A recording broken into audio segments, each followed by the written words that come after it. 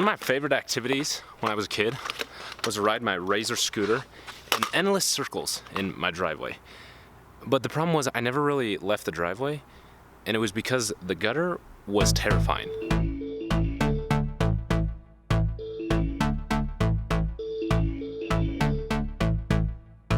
I'm in love, don't care who knows about it, can't get enough.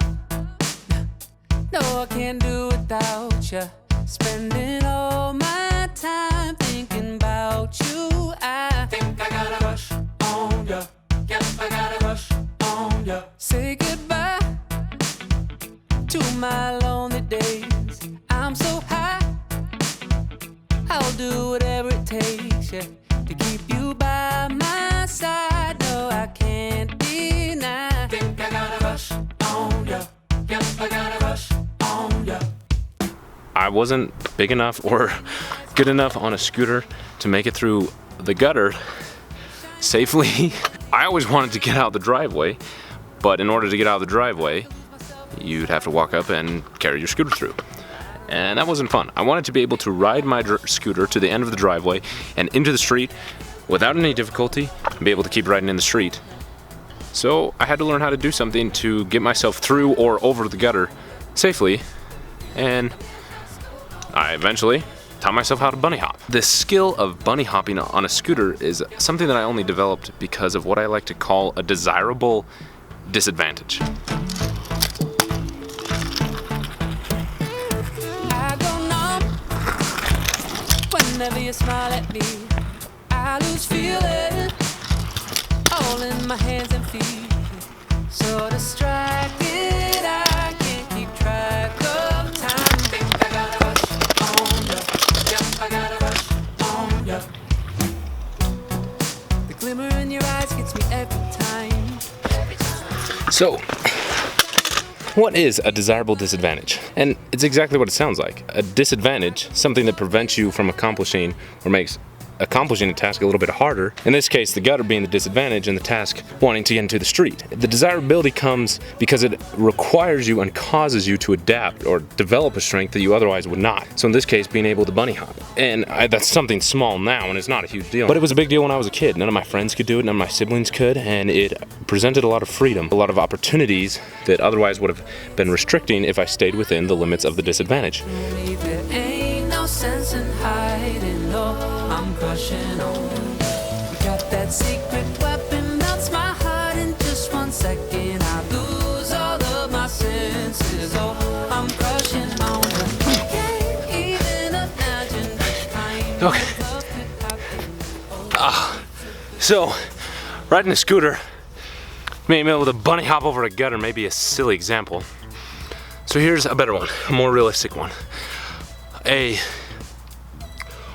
Difficulty that I have had my entire life, as long as I can remember, is dyslexia. I'm a dyslexic.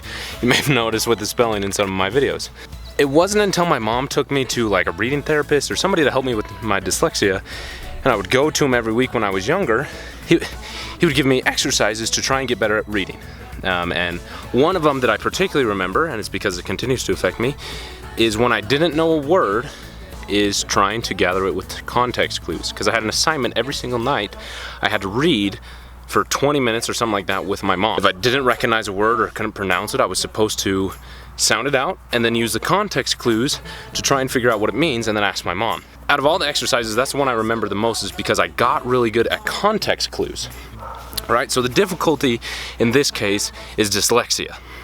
And the strength is the ability to observe something or hear a part of the story and put the pieces together and figure out the rest.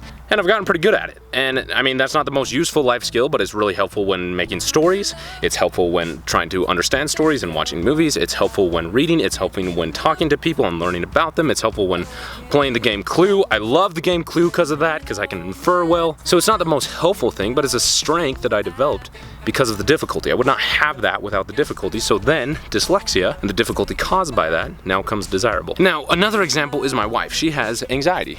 to some extent, and something that really causes and increases her anxiety is the unknown, or not having a plan. A strength that she has developed because of the difficulty of anxiety is planning. She is the greatest planner I've ever met. She plans everything, whether it's the day planning, but also her future, and planning out like her goals and what she needs to accomplish. Because of her planning, she was able to receive the equivalent of an associate's degree in college in 1 year. Like the title of this video, it's a real life superpower. Not the dyslexia is a superpower, but the strengths that I've had to develop in order to adapt, to overcome the difficulty, has become a great strength. And I think there's a lot more of them that each one of us has that we don't realize. Now, all of that being said, some of us can be pretty hard on ourselves because of those difficulties, or what the world likes to call weaknesses, that we have. So if you know a friend who has a desirable difficulty and you see a strength that they've developed because of it, definitely send them this video, have them give it a watch. You never know. You may have a real life superpower.